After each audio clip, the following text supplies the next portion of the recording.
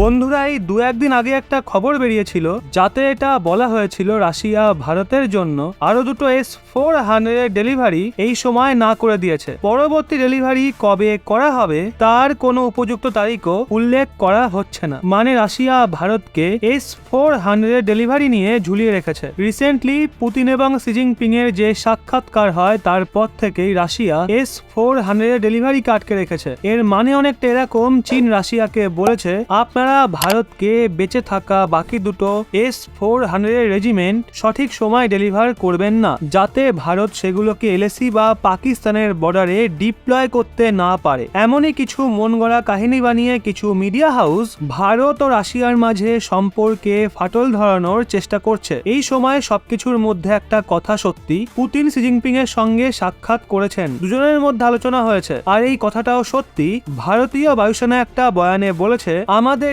S-400 পেতে কিছু সমস্যা হচ্ছে, কিন্তু এটা মোটেও বলেনি S-400 আমরা নির্ধারিত সময়ে পাবোই না। অবশ্য আপনাদের বলে রাখি, ফেব্রুয়ারি 2023 এর মধ্যে 3টে S-400 রেজিমেন্ট রাশিয়া ভারতকে ডেলিভার করে দিয়েছে, যেখানে আগের দুটো সিস্টেম লাদাখের সেনসিটিভ এলাকা চিকেন নেক করিডোরে মোতায়েন করা হয়েছে এবং অন্য রেজিমেন্টকে পাকিস্তান সংলগ্ন পাঞ্জাব বর্ডারে মোতায়েন করার পরিকল্পনা রয়েছে। যদিও এখন এটা নিয়ে আলোচনা চলছে থার্ড রেজিমেন্টকে পাঞ্জাবে ডিপ্লয় করতে হবে নাকি রাজস্থানে। যাই হোক, এখন যেই বিষয়টা তোলা হয়েছে S-400 এর পরবর্তী রেজিমেন্ট ভারত সময় মতো পাবেই না। এই নিয়ে রাশিয়া একটা ক্লিয়ারিফিকেশন দিয়ে বলেছে ভারত S-400 এর পরবর্তী ক্ষেপ নির্ধারিত সময়েই পাবে। হ্যাঁ, ইউক্রেন যুদ্ধের কারণে স্পেয়ার পার্টসে একটু দেরি হতে পারে, কিন্তু 2024 এর মধ্যে ভারতকে 5টাই S-400 সিস্টেম ডেলিভার করে দেওয়া হবে। এক্ষেত্রে কোনো রকম ডিলে হবে না। রিপোর্টেও বলা হয়েছে ইউক্রেন যুদ্ধ হোক বা আমেরিকার প্রেসার, ভারতকে S-400 সময় মতো দেওয়া হবেই। আসলেই মিথ্যা প্রচারের জন্য